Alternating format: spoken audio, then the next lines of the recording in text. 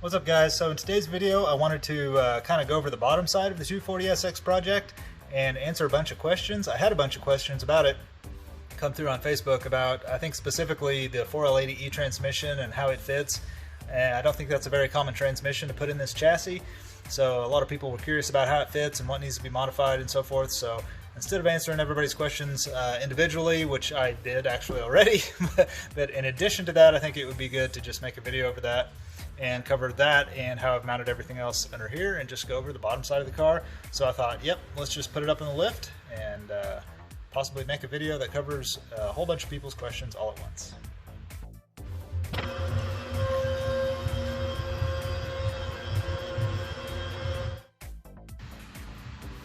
Okay, so I'm just going to start here at the front of the car. This is the front bumper. And so first off, I guess we can see here that the lower radiator support has been rebuilt. I cut out the factory support, drilled it out, and built my own out of 2x2 thick wall box steel, and then made these brackets here that it kind of extend these lower control arm brackets forward and bolt on right there.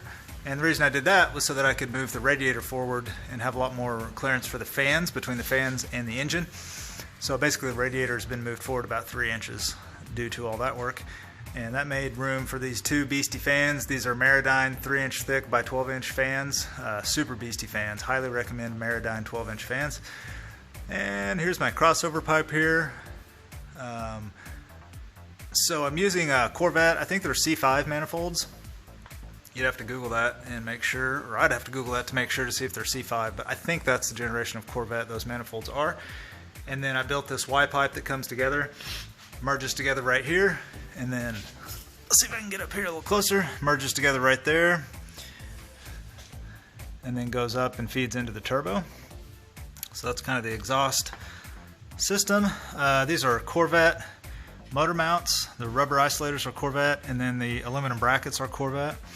And then I modified the cross member myself, cut it down, and welded these plates in here to make a flat mounting pad for those Corvette mounts. So I just cut and welded the factory cross member to make the mounts flat. And then I did what everybody else does here to make the oil pan work. I notched the factory cross member and then welded in some steel plate, made that actually super strong and stiff. And then this oil pan here is a 2004 Pontiac GTO. It's a GTO oil pan. And what else we got here? All F-body accessories. Actually, it's all GTO accessories. Alternator, all that's all came out of the same 04 GTO. Bought the whole drivetrain out of it originally. And the car was originally a 4L60E transmission because that's what came in that GTO, and I ran that for a while, and then when I decided to go turbo, I upgraded to the 4L80E trans. And let's see what's next here. Here's a flywheel or flex plate. That's just the factory GTO flex plate, and then that's a Circle D. That's a Circle D torque converter. It's their 258 millimeter, kind of their budget series, $600 torque converter, and it has worked fantastic for me.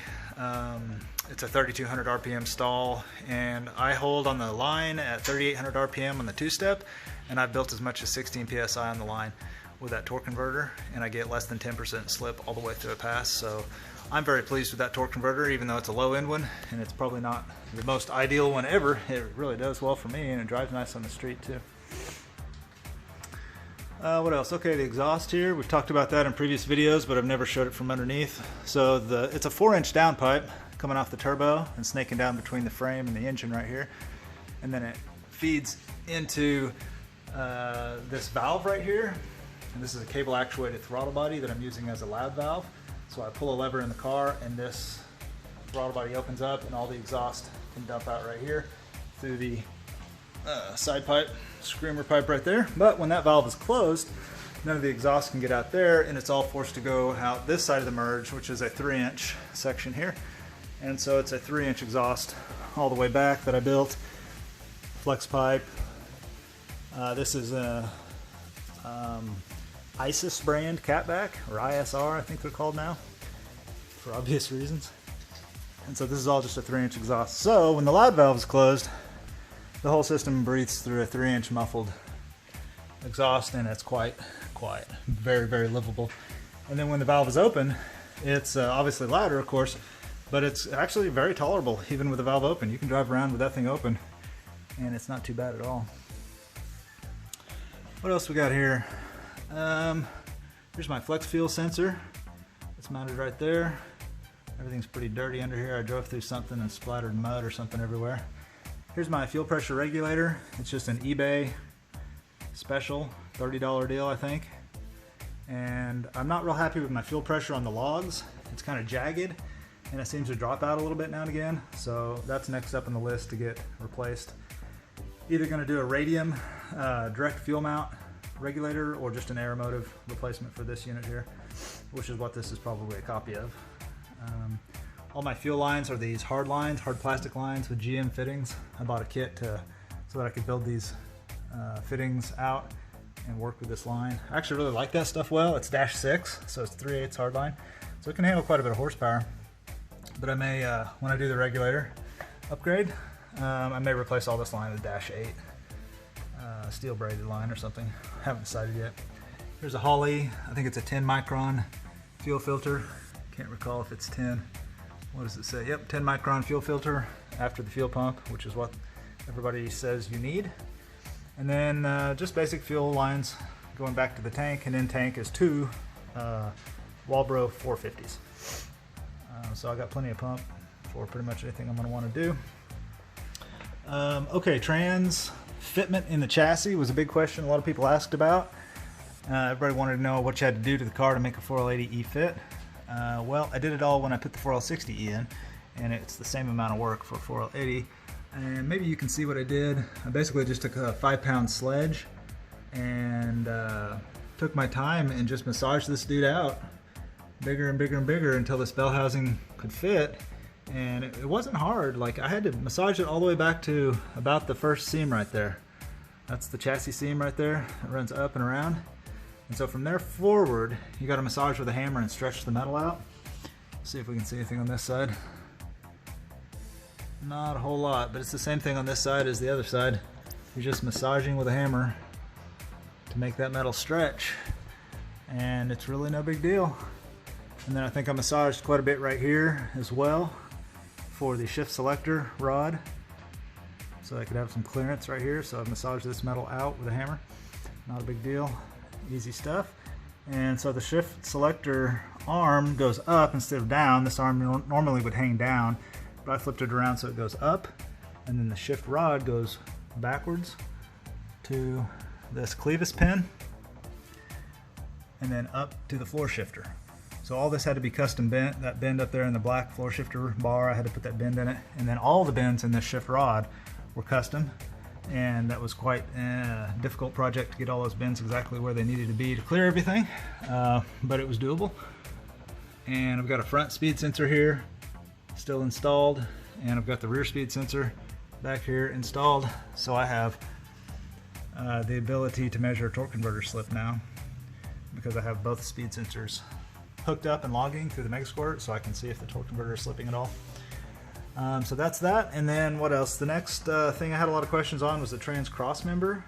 So here's my transmission cross member. It's just built out of, I think, 1.5 by 1.5 square tubing that I put together, and it has a plate, a rectangle plate like this on both sides.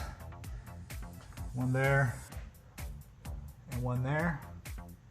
And then on the other side of the frame rail, you can see it barely hanging out there, is another rectangle plate. So the frame rail is sandwiched between 2 plates and held together with these 2 big nuts and bolts. That works fantastic. Here's how this looks. So I just built all that out, with that nut and everything. And here's the access hole to get to that nut. And then I had to put a notch in here for the exhaust to pass through, so that's what that looks like. And I reinforced it on top with those little gussets. So that's the trans cross member. And then the factory transmission cross member mounts that are welded to the body used to be right here, and you can see where I cut them out. You may or may not have to cut them out depending on how your stuff sits, but it was about to hit the trans pan, so I took that one out. And then I forget what it even looked like originally over here, but there was a factory 240 trans mount hanging down somewhere in this area, and I cut it out, drilled the welds out, I think, and removed it all. And then I had to smash this in a little bit in the floorboard to make clearance for the main trans plug. So you can see I've got clearance for that here now. And I can disconnect that plug real easy. No issues getting that out at all. So then I got a steel drive shaft made by a local drive shaft shop here, about an hour away, Powertrain Industries. I always have them do all my drive shaft work, and it works fantastic. And then this here is a Q45 differential out of a 1997 Q45. It's limited slip, and the axles are from Infinity J30s. So Q45 diff with J30 axles, and it's held up pretty good so far. I haven't done an excessive amount of drag racing, but I have made several passes, and it's been good so far.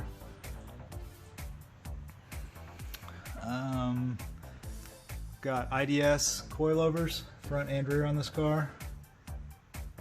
Viking springs, that's what comes with the IDS. These are double adjustables. I have not adjusted them yet. I think they're just where they came. I don't think I've even messed with them at all yet, just haven't got there. Some eBay brand adjustable arms. And in order to fit a 15x8 with that style of arm, they had to be notched. You can see that notch right there. That's to allow the wheel clearance. Don't worry, it's still strong. The S13 version of this arm only has one side. So these have two sides with a notch. It's been plenty strong. No issues there. And I think that pretty much covers everything you need to know about the bottom side of this car and how to fit a 4L80E in here. I do use the factory 240SX automatic floor shifter in this car, and that was quite a project in and of itself. If you're not going to use an aftermarket floor shifter and you want to use the 240 floor shifter, you might get with me, and maybe I can send you some pictures of how I had to modify that. Quite a bit of work was needed to the selector gate, some cutting and notching and measuring and everything, but it made for a really factory interior with factory floor shifter installed, and that's what I wanted the most, factory looking stuff. So I went that route. You can see I've got the IDS fronts on here, Q45 calipers, and Z32 calipers and rotors, or Z32 calipers. I forget what rotors. Yeah, they're Z32 rotors, front and rear. So I think that pretty much will cover it. If you guys have any questions, let me know in the comments below. If you enjoyed this video and want to see more on this car and my other cars, I would appreciate a thumbs up and give me a subscribe, and I will catch you guys on the next one.